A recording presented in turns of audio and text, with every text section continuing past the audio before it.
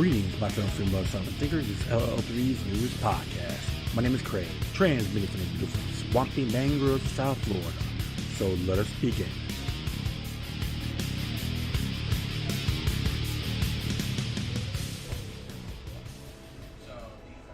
Yes, how everyone's doing? Hopefully is well. Yeah, I'm just a little bit mellow today, which is good. A little tired, but that's alright. I'm at Stash, located at 109 Southwest 2nd Avenue in the heart of the Hemisphere District in Fort Lauderdale, adjacent with Revolution Live and America's Backyard. Yeah, so I'm going to be discussing a few things as usual. I know I repeat myself at times. Interesting when you have folks out there focused on one person climaxing when some of his associates screw up, but when their Lord and Saviors do something, it's okay. Some form of exceptionalism, to be exact. They're special. They're their chosen one. We will serve them, not vice versa. Midterm elections. More of the whole bread and circuses, you can say. Find it very amusing hearing some of the garbage from these wannabe politicians. Yeah, I went on Newsweek and checked on great amount of the cities are being abandoned. And it's a real shame. Like areas, a good amount of cities in Illinois, Peoria, Chicago area, Greater Chicago area, Springfield are skipping town because of the whole taxation. So all these socialist experts claim it's capitalism. Your blatant ignorance is going to hurt you when least expect it. That's just an example. We all have our flaws. But if you're going to make it intentional and don't care and think you're always right, you'll be stepping on your own bear trap. And a train's coming by. So hold on. And sometimes you have to find out what are the reasons. Like Detroit, Chicago, Baltimore, St. Louis, Flint. There's even townships in Indiana are jumping ship. Toledo, Gary, Indiana as well. Toledo, Ohio. The Rust Belts, they call it. And it's very disheartening. He even said that Baltimore is one of the most violent cities in the United States. And it's a shame, it shouldn't be that way. They try to use racial division. Race pimping. Slave masters, they call them. I hear that all the time. Listening to a podcast by Chris Ann Hall about Stand Your Ground. And I gotta say, her and JC, that's Chris Ann's husband, are very knowledgeable. Just go to chrisannhall.com and listen to her show. Doesn't matter what your views are. It's always good to see in the bigger picture. About Stand Your Ground. Some people say, oh, it's go around hunting white people, go around black people. Come on. What his name is? Mr. Payne? Yeah. People like that, you got to avoid. Because he's nothing more than a race-baiting, fictitious slave master. He don't want to see even people in his own community defend themselves. See, when it comes to Stand Your Ground in Florida, it's everyone's across the board. But how the mainstream, lamestream garbage media see it the other way. You got to kick them right in where it's at, right between their legs. The ultimate attitude adjustment. And say, you're not going to brainwash me with deception.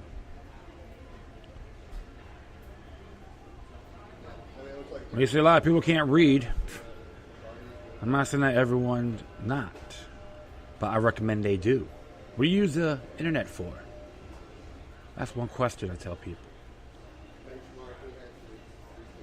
for garbage media only, entertainment, exclusive entertainment, don't worry. I'll use it now and then for entertainment purposes, but there's a balance. You got a tool on your lap. You need to use it, utilize it, implement it. Got knowledge right at your fingertips. And now social media, high-tech social media sites want to censor it because they're being bought and paid for by the feds as their tyrannical butt boys. You know what I'm talking about. I don't have to address it on my show.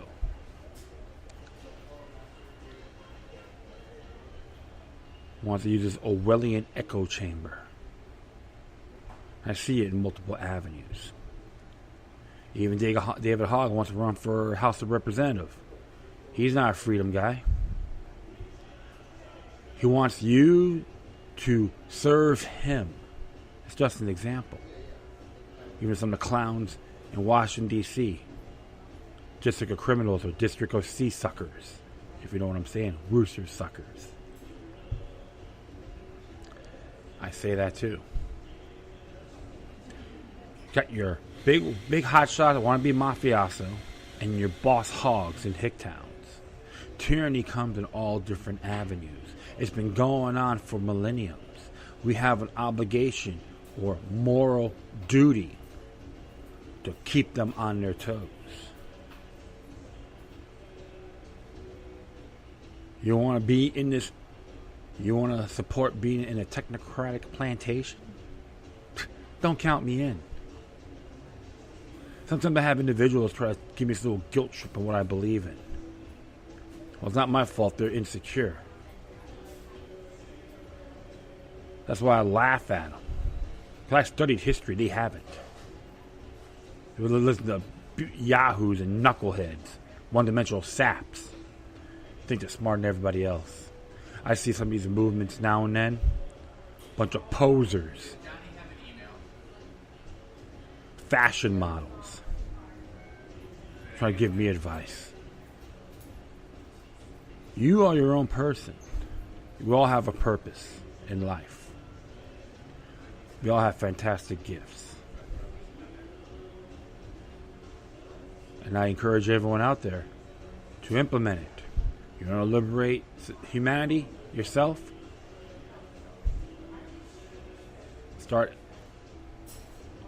You got to start something. What you believe is concerns you in your best interest, and share that with others in good faith. Not to be the leader of the pack, but be the inspirator. When it comes to movements, you never change people, but inspire.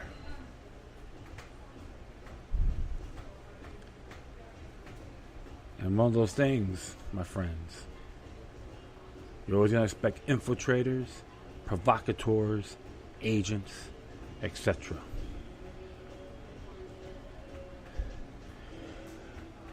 It's like John Brennan's crying to win because he have his security clearance revoked.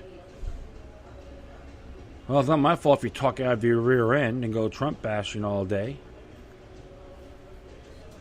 Like the president or not, he was right by taking that away. It's a privilege. Just a spoiled little glam boy think the world should revolve around him. And of course he did his stupidity. He was involved in some 9/11 cover-ups according to some coverpolitics.com. So that's okay, right? That's exceptional. Yep. Like I said, brothers and sisters out there, it's okay to turn off the idiot box and just do your homework everywhere else. They want you to live in fear, have anxiety, have animosity. This stuff I post on Facebook, Twitter, and Instagram. Jump for Trump. And Trump care, they call it. I do find that very hilarious. I like humor.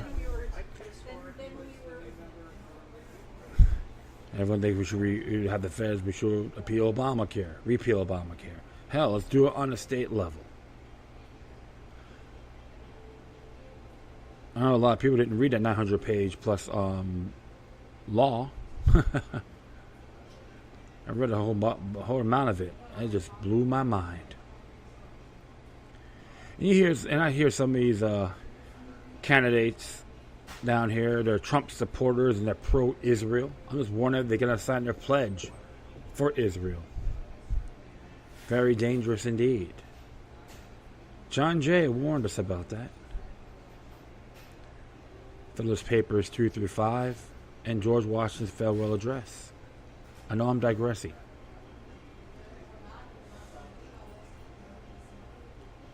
But, like I said, remain vigilant. Educate yourselves and share it with others. We could all be the teachers and rabbis. I have a good friend of mine that was a teacher for 7 years, and he actually now decided to quit because they try to have him have creative control. They want to use him as a bellboy for their cause. And I let him know one thing. Now you could be a teacher on your own terms. So don't give up. Pursue. Strengthen yourself. Enhance your intellect and human nature. We all can do something. We may not save the world or change it, but we can inspire people in our communities and spread it from there. All right, enough of the ranting. Had to get that off my chest. Yeah, so it looks like there's a big relations shift in the Eurasian region. And it's in reference to Turkey. A lot of us have been keeping tabs on this for at least over a year or two. I guess since the coup attempt, which they said the CIA was involved. And Erdogan may be switching sides anytime soon. And it's very morose to an extent. But NATO is very imperialistic too. Tangling alliances and all that is not good for any nation. So we're going to be talking about that and a few other things. Even the Me Too movement. It looks like the people that are involved in that movement are involved in some scandals that is contradicts their cause. And in good faith, I do see a possible Project Monarch victim. Because Hollywood has those elements, which number 6 from FindingMonarch.com talks about it. And even Madonna, they didn't even claim that Madonna was involved in that too. And many other celebrities. I know I talked about Monarch a couple times on my show. But we will be talking about that as well. So let's start off here. This one's entitled #NATO exit, shift in military alliances. It came out today. It says that a major far-reaching shift in military alliance is unfolding. While Turkey is still official member of NATO, President Recep Tayyip Erdogan has been developing friendly relations with two of America's staunchest enemies, namely Iran and Russia. I'm trying to figure out why. Oh yeah, because the CIA knows best. U.S.-Turkey military cooperation including U.S. Air Force bases in Turkey, dates back to the Cold War. Today, Turkey is sleeping with the enemy, and Trump has rhetorically declared war on Turkey. We are ready for war, says President Erdogan. The secret to successful states is the readiness for war. We are ready with everything we have. Erdogan's statement on August 12th, meeting with ambassadors in Ankara. Erdogan also accuses the U.S. of waging a financial warfare against Turkey. Turkish banks are under attack. In turn, a banking crisis is unfolding in the European Union, largely hitting EU banks, which hold substantial portions of Turkey's debt. According to Turkey's president, it's everyone's observation that developments in foreign currency exchange have no financial basis and they are in an attack on our country. On one hand, you are a strategic ally. On the other hand, you shoot the country in the foot. Is something like this acceptable? That's off of all news. While the media has its eyes riveted on the collapse of the Turkish lira, on which so far in 2018 has lost approximately 40% of its value in relation to the US dollar, NATO is in a state of disarray, with one of its member states at war with another member state, namely the United States of America. Turkey has a long shot, has the largest conventional forces after the U.S. within NATO, outpacing France, Britain, and Germany, not to mention its tactical B-61 nuclear weapons capabilities. It's interesting because it's happening around the world with these financial collapses. And you're going to say the United States may be a patsy nation. I can say the United States is a patsy nation on this. And the reason why he used that because the whole CIA coup that happened a couple of years ago. But one of the areas you have to see, don't be surprised if the Rothschilds, the World Bank, and the IMF are responsible for these collapses. This includes Venezuela, Argentina, and a few other nations. Just to give you some examples.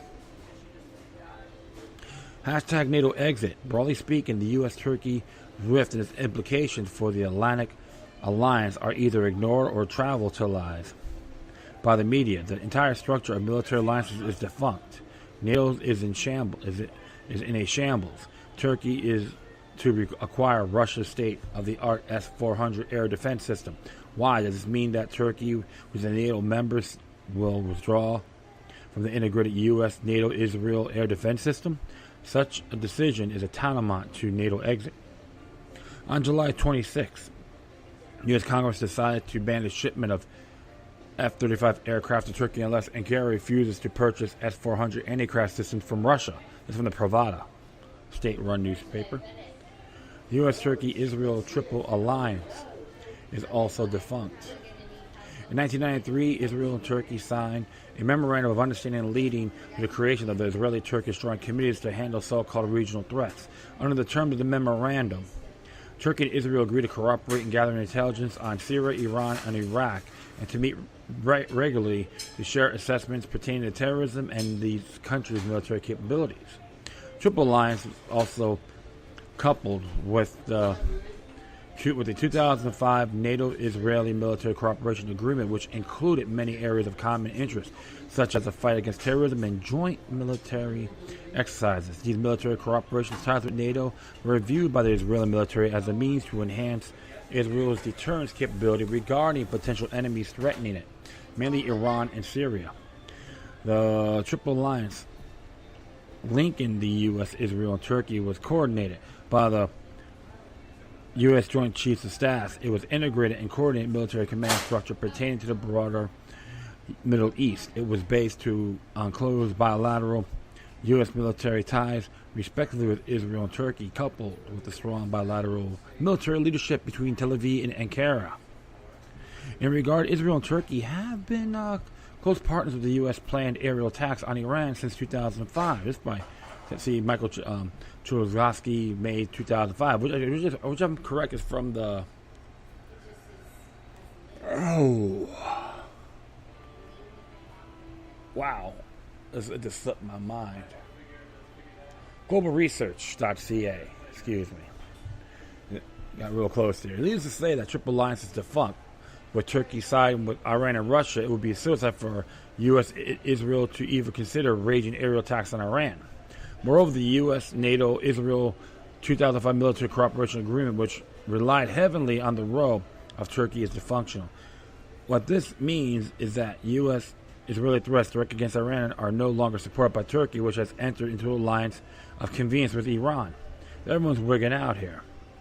Well, if you study, like I said, if you study Operation Ajax, the CIA coup that happened in Iran in 1953, that's the reason why the relationship with Iran has deteriorated with the United States. And of course, people still buy the propaganda, which is some dork, so-called conservative dork, says that Iran was involved on terrorist attacks to 9/11. I remember I watched the video. I'm like, is this guy on dope or what? Well, probably a hired fool who was right out of a cue card. Got that douchebag's name. I just like, these people really just turn me off. But I want to continue on here. The broader realignment of military alliances. The shift in military alliances is not limited to Turkey. Following the rift between Qatar and Saudi Arabia, the Gulf Cooperation Council, or GCC, is in disarray, with Qatar siding with Iran and Turkey against Saudi Arabia and the UAE. Qatar is of the utmost strategic significance because it shares with Iran the world's largest maritime gas fields in the Persian Gulf. There's a map on that. You can see it for yourself. Qatar is like right near Iran, so can't blame them on that, right? And Al Udeid military base near Doha is America's largest military base in the Middle East. In turn, Turkey has now established its own military facility in Qatar. Interesting there. So it looks like there's a little bit of geopolitical cloak and daggering going on. Switch sides, seeing things that have the differences. Like, wait a minute, it's unnecessary. Well, they say when they were talking about Iran was involved with ISIS and all that. I'm like, come on, people still buy that garbage. I have a good friend of mine that told me about that. I just started laughing. I'm like, you gonna buy it? And now he's seeing the bigger picture, which I appreciated. So I just laughed. And I'm not trying to ridicule these individuals, but you're buying the Jim Jones syndrome. But now it's interesting to hear what's going on with China.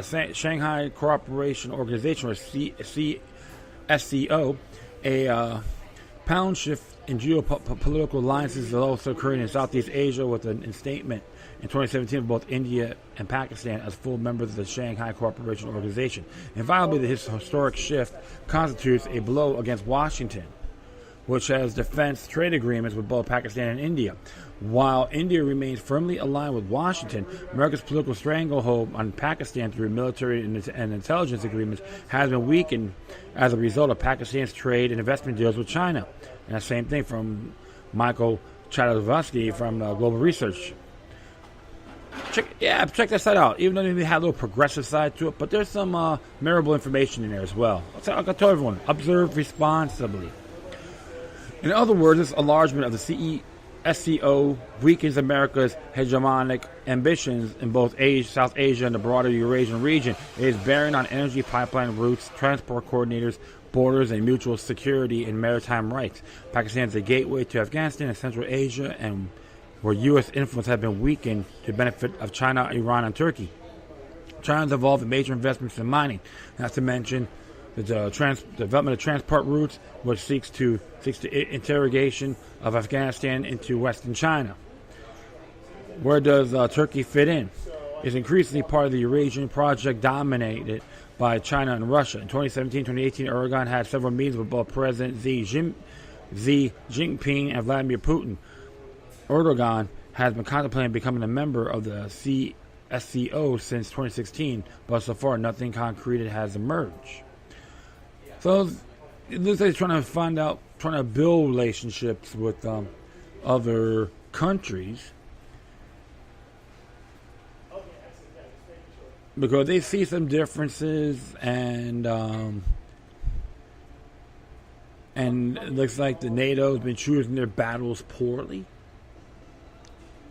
which a lot of people are figuring it out. They're trying to still use that Zbigniew Brzezinski's ideology on the grand chessboard, which I encourage people to read that book about how he wants to control Eurasia. I know I've talked about that multiple times, but for my first-time listeners, read that book. Very interesting. And I'm just paraphrasing what the late ungrateful Zbigniew Brzezinski says.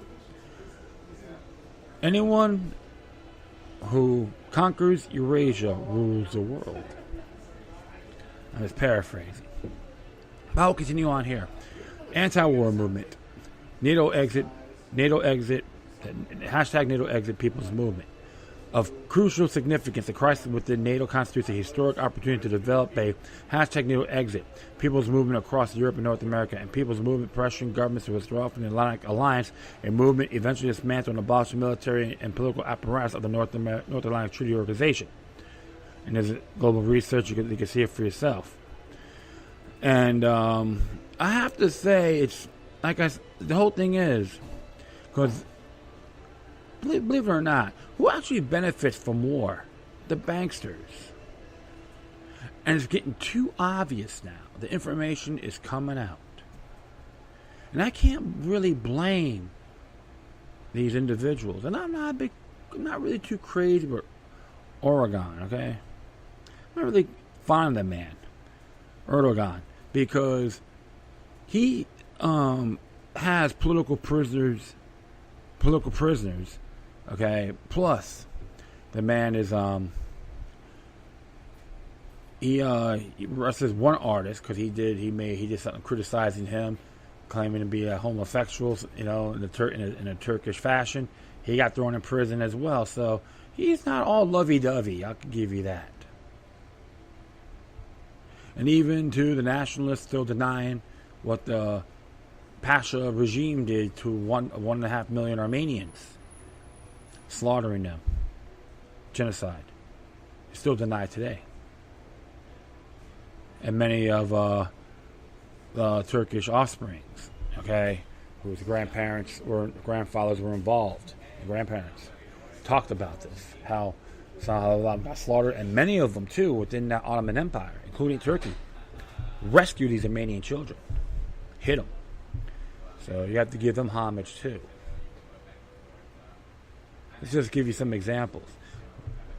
It looks like they want to be more on their own, be more sovereign. You can't condemn him for that. Like the Founding Father says, align with none, trade with all. These embargoes are very juvenile. These sanctions are a joke. And of course, you got AIPAC and all these Yahoo dimwit lobbyist groups telling us we should learn how to wipe our own rear ends. Forget about it. They're part of the problem. I do say AIPAC is a foreign agent. And I'm not being anti-Semitic either. This is why these alliances are occurring. There are too many people screwing around, taking advantage of everybody. Some piece of garbage is pulling the strings, and it blows back on the rank and file. So, it's interesting about what's going on with Turkey.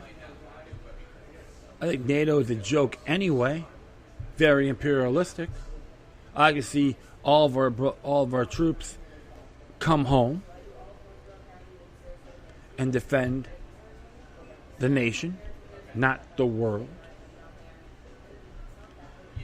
And if they want to get rid of their bases, dismantle it. Don't just leave it. Just dismantle it. Demolish it. Who cares? But one thing I know for sure, the banksters are playing this game. They want us fighting amongst each other.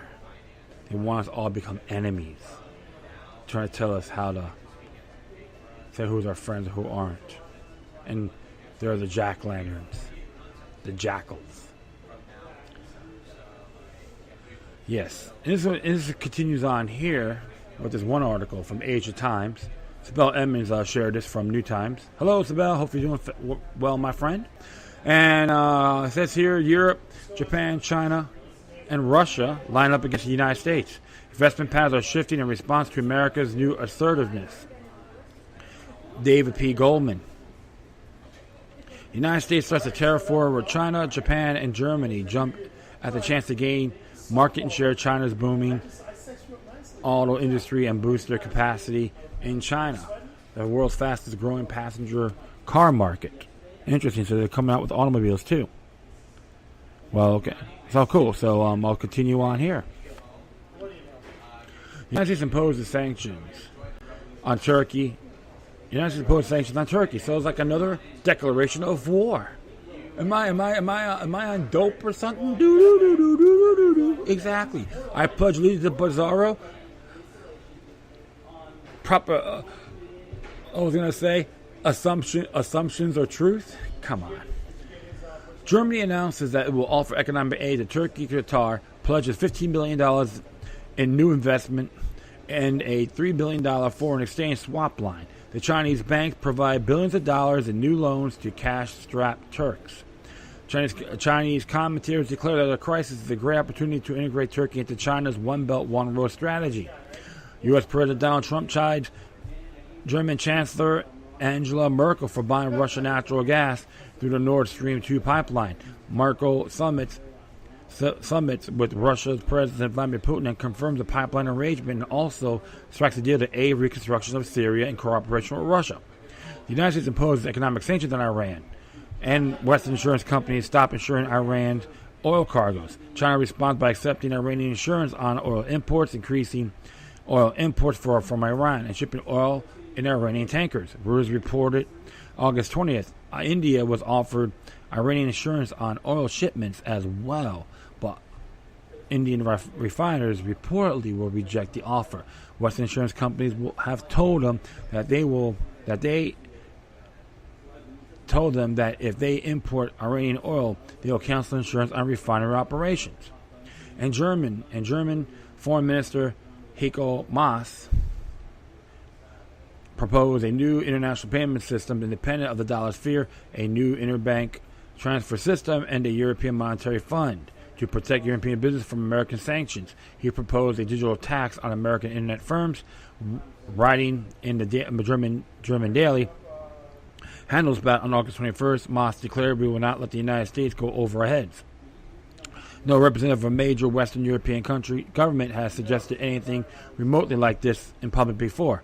Maas' Handelsblatt manifesto is the only talk for the time being. European companies do not want to test America's resolve when it comes to sanctions against Iran or Russia. The threat of secondary sanctions against U.S. operations on international firms who do business with Iran has led European firms to stop buying Iranian oil and to pull out of the prospective investments. If the European governments created a payment system entirely independent from the purview of the American government, secondary sanctions remained a formidable enforcement tool. In the longer term, though, the important shifts in investment patterns in response to America's new assertiveness are likely to buttress China's Eurasian ambitions. Opportunism, rather than strategic vision, appears to motivate these subtle and sometimes not the subtle shifts in European and Japanese policy toward China. China evidently is willing to open its market to American competitors in return for help during a brewing trade war. Chinese Premier Li Qingyang Berlin's visit in early July appears to have set a precedent. Germany's big three automakers announced groundbreaking joint ventures with Chinese firms, as well as major expansion plans. Siemens, Germany's top capital goods provider, and chemical giant BASF also announced major projects in China. Yeah, and they're like part of the whole Monsanto thing too, BASF. Let's give you guys an example. While BMW warned that the Trump tariffs might cause it to shift capacity from its South Carolina plants to China. This week, Japan's largest automakers, followed by a German example, Toyota announced plans to increase Chinese capacity by 20%, and Nissan slated a $900 billion investment to raise capacity by 30%. Japan's decision to expand into the Chinese market is an important gauge of America's isolation. Japan has much of a smaller share of China's auto market than Germany, and large due part of the historic tensions between the two Asian powers. Nonetheless, the Japanese automakers smell an opportunity to profit at the expense of the United States. General Motors is a likely loser. It produces a Buick Sport utility vehicle in China, which will be subjected to a 25% U.S. tariff. GM sold 4 million vehicles in China last year with a 5% market share and is vulnerable to Chinese retaliation. The European-Chinese response to the Turkish financial crisis, long in the making, but exacerbated by American sanctions, show how fast economic alliances are shifting. I have warned of Turkey's descent into near bankruptcy since 2014 and reiterate this warning on several occasions prior to the collapse of Turkey's lira this summer. On August 10th, when the crisis struck with full force, I argued this in this newspaper that China would buy up Turkey on the cheap. On August 21st, the Chinese financial news outlet Asset wrote, "The economic crisis in Turkey is forcing the embattled President Recep Tayyip Erdogan to reach out for financial support, leaving the door open for China to grasp not to be missed the opportunity to accelerate its Belt and Road ambitions in the region." So if one drops, the other one another one gets. Is this one of those areas? Is this chaotic? If this chaos is opportunity? Rather than go to the International Monetary Fund and accept policy dictates in return for cash, just reports Erdogan is looking for new friends. First, Qatar is embraced with a U.S. $15 billion package announced on August 15th after Saudi Emir Tamim bin Hamad Al Thani met with Erdogan in Ankara.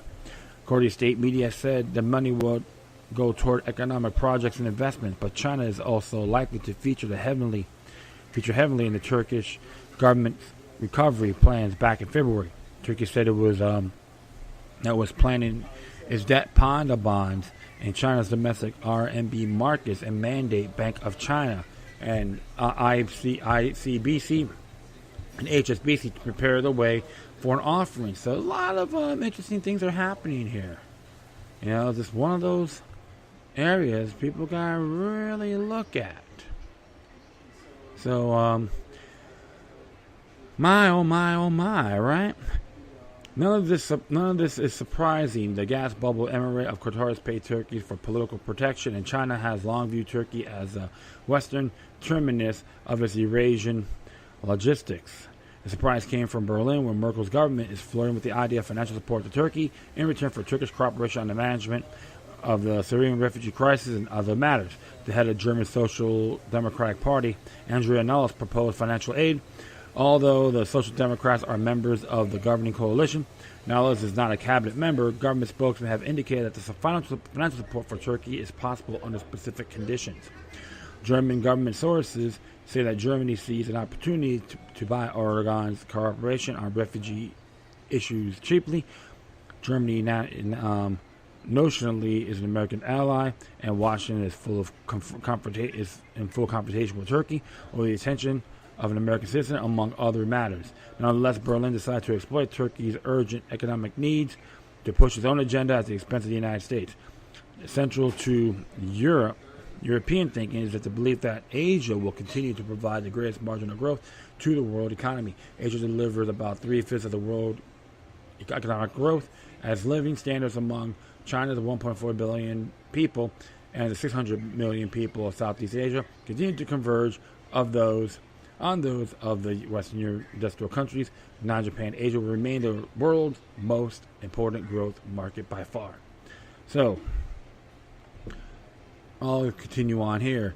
For European and Japanese manufacturers, the Sino-American trade war offers a chance to obtain a privileged position in this growth market, most obviously in the automobile market. The Chinese will buy perhaps 500 million automobiles in the next 20 to 25 years, and the chance to gain market share in the country's huge but highly competitive automotive market convinced the big German and Japanese automakers to double down on their Chinese commitments.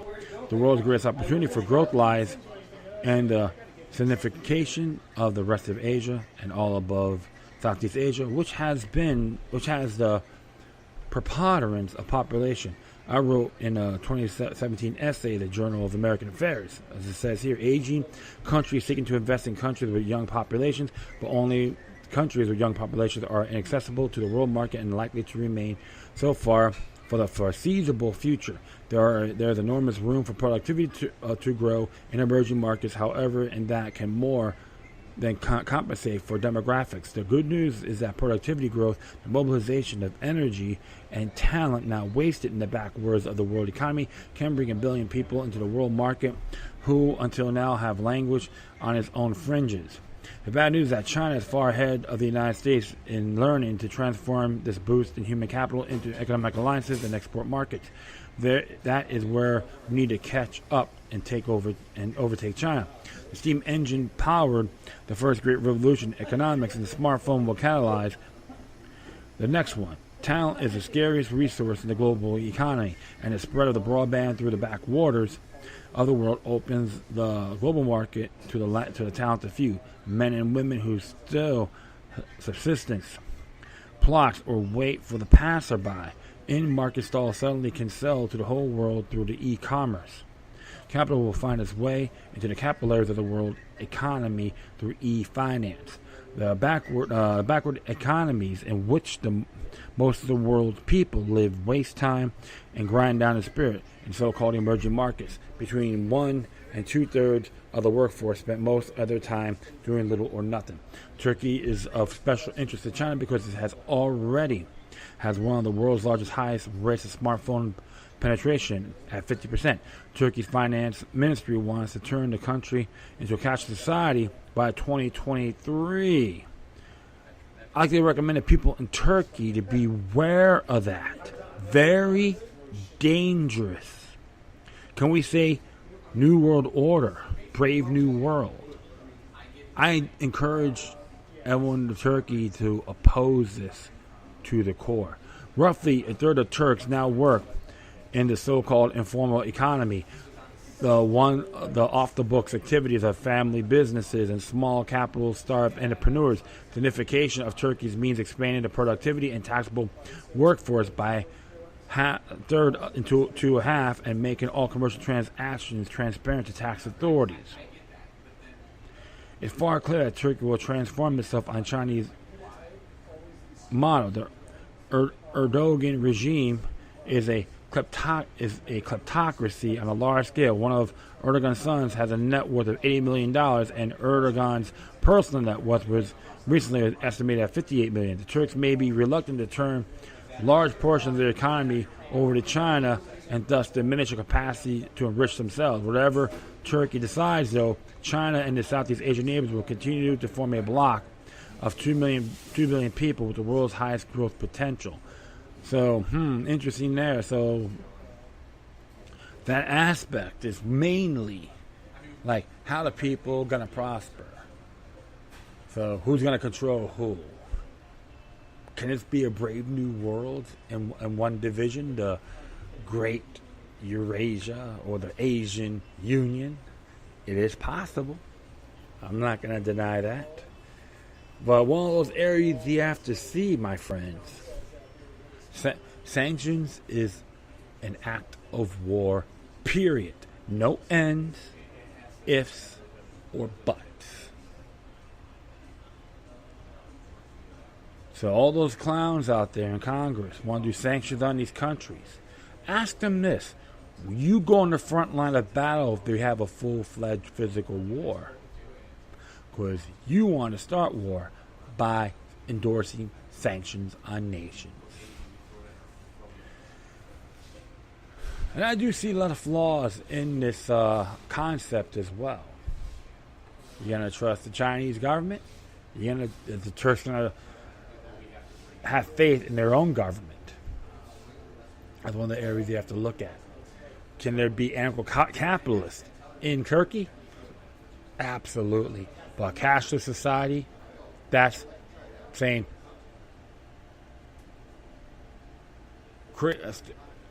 grab some long rope, have a hang from its noose, and find the highest tree, and put it and tie it off, and put your head in it. Be vigilant in there, my fellow Turkish brothers and sisters, because it can hurt you when you least expect it. All right, I'll be right back. All right. Like I said, a little bit relaxed, folks, so that's pretty cool. Not really as excited today. I don't know why. It's one of those things, I would say. But we'll hit this one here from antiwar.com. Came out by Jason Ditz. It says here, Iraq asked U.S. for exemptions to some Iran sanctions. His department suggests U.S. will give Iraq the same message as everyone else. The Iraq government has said they intend to send delegation to Washington soon to request an official waiver from the U.S. for certain sanctions against Iran. Iran is the source of about 15% of all Iraq imports. U.S. sanctions against Iran are hitting Iraqis particularly hard, both because of deep economic ties along the border and because many Iraqi middle class are deeply invested in Iranian companies. While the State Department expressed openness to discussing the matter with Iraq, they also said Iraq will get the same message as everybody else. So far, the U.S. has refused waiver requests uniformly determined to forbid Iranian trade. Iraq said they were only seeking waivers on certain aspects, but didn't specify which. Through Iran and Iraq has substantial energy trade, the U.S. has been particularly adverse to letting energy trade continue. So Iraq is probably looking for something else. Good grief. So we're going to just tell everyone how to wipe their rear ends, all sing Kumbaya. It came out yesterday, by the way. And it's just sometimes, my friend, I just really scratched my head. When these folks going to wake up and cut the BS? Yeah, well, because I bet you Israel's probably behind this. Bet you know, okay, guys, Washington, I own you. If you don't do this, you'll be labeled an anti-Semitic country. As they're probably doing to us. Shoot. Let it be. Let them trade on their own free will. Good grief. We need all thing. We all need the whole hand thing. God bless the New World Order. Imperialism be the only way. So, I'm gonna talk enough of that's nonsense. And I do see a train. I do hear a train coming by one more time.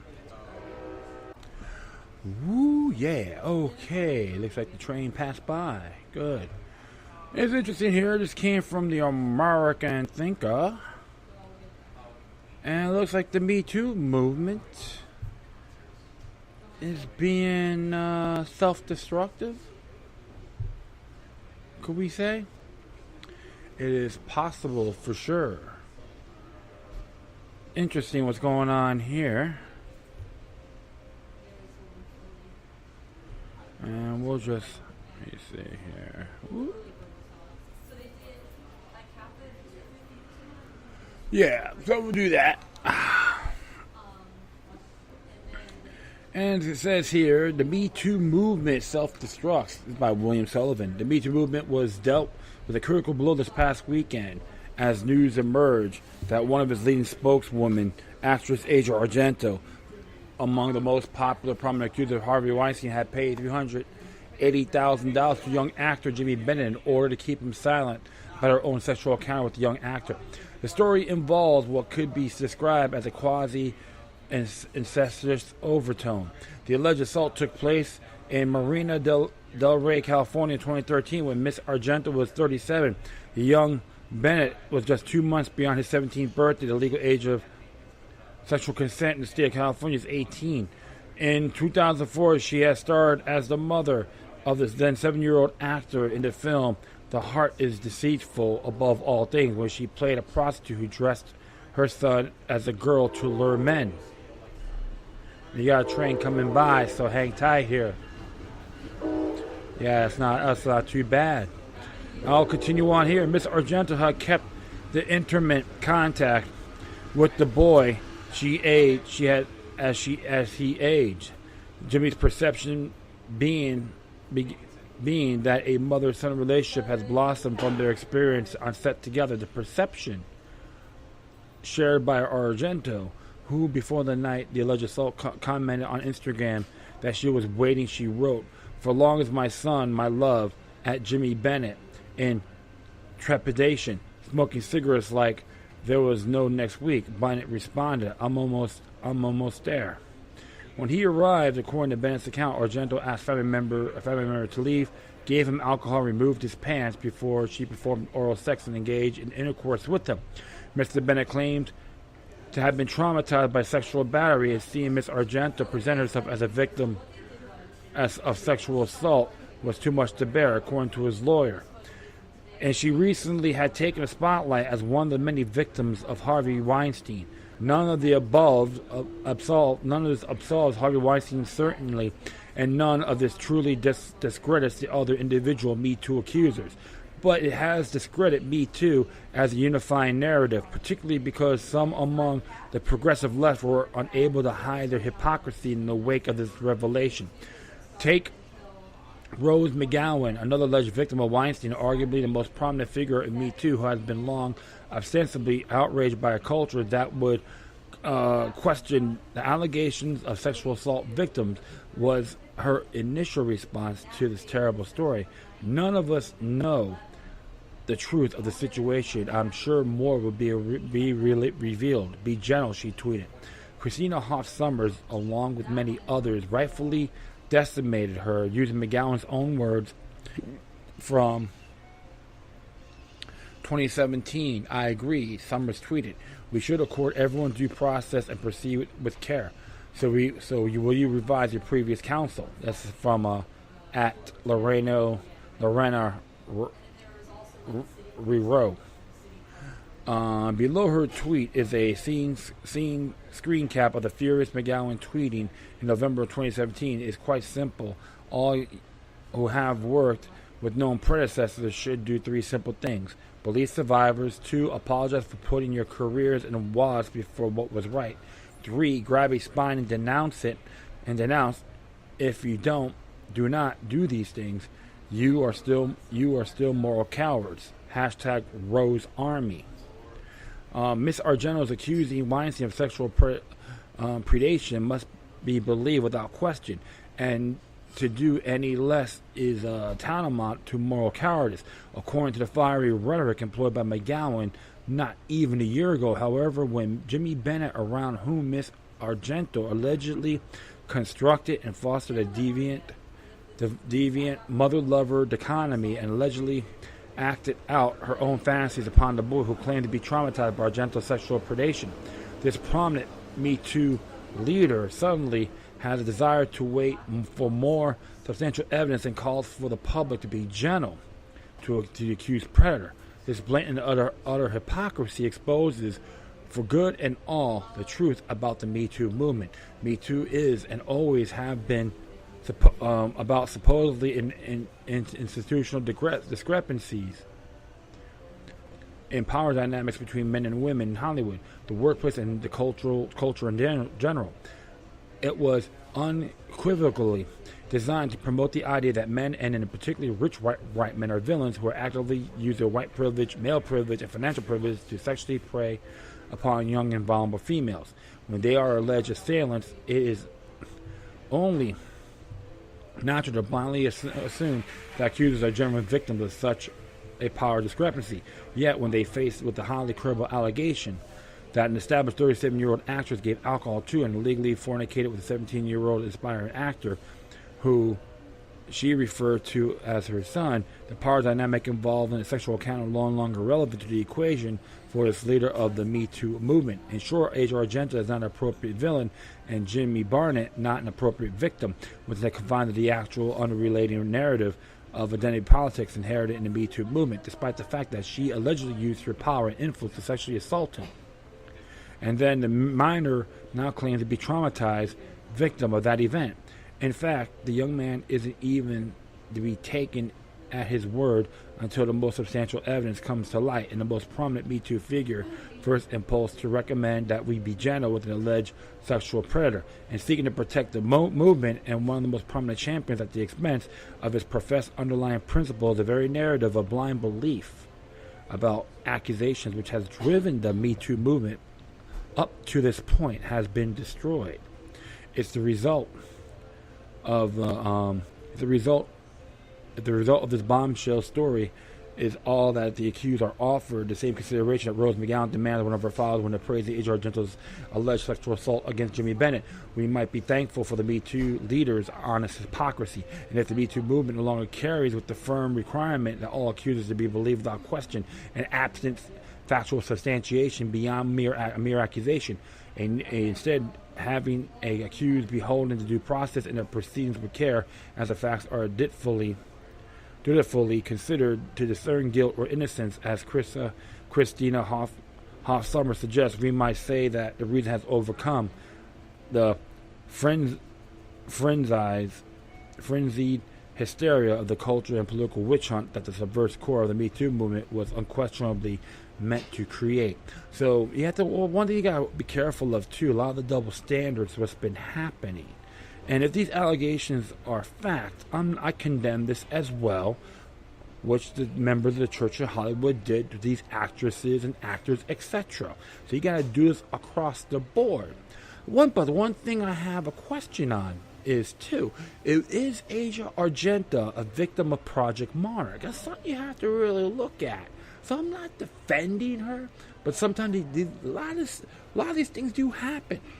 And so what I'm going to be doing, I'm going to add a link on here, a footnote on fightingmonarch.com, which guy code name number 6, him and I, we follow each other, and he has a real good website, Fighting Monarch, and it talks about many of these areas. The latest one is Suavely Speaks, Breaking a Chain, and there's one too about MK Ultra, Wonder Girl, television programming, fake feminism, and the New World Order. So, and of course Linda Carter as well, The Horror of Babylon. Kathy O'Brien was a mind control victim as well, and he's even claimed that Madonna was a victim of Fighting Monarch also. And I'll be very frank, I learned about this 18 years ago. I read this book called Cult Rapture, and at the time he was magister of the Church of Satan, Rex Diablo's church, talked about this. And actually fighting Project Monarch was used during Nazi-occupied Germany, Nazi-occupied Europe, and then you get the women to have sex with them and all that, and prostitute themselves. They don't even remember. Just totally form of hypnotism. So I'm just curious too, in good faith, is she a victim of Project Monarch? You decide for yourself. I may see this in that area, but I'm not condoning the allegations towards Miss Argento as well. So I'm going to add this to my footnotes. You can make your own judgments, okay? And that is it, my friends. I'd like to thank everyone for listening. Plus, feel free to download and share throughout your social media networks. If you have any questions, comments, or you say something that's interesting, man, I want to check out, whatever you do, please send your correspondences with decorum. You can get me all the major and decentralized social media websites. Just do your search engine, Loki Luck number 3 or Roman numeral 3. You will find me. Don't be shy. I do have a Patreon account, /Loki Luck the Third with 3 eyes. In addition, you can email me at LokiLuck3@gmail.com, or to encrypted ones, mainly with a Proton Mail account, LokiLuck03@protonmail.com. Alright, my friends, once again, thank you for your time. Plus, always remember that the demoniac resistance is healthy for the soul and can liberate humanity. Until next time, take care of yourselves, keep on spreading love, and may your guardian spirits be with you.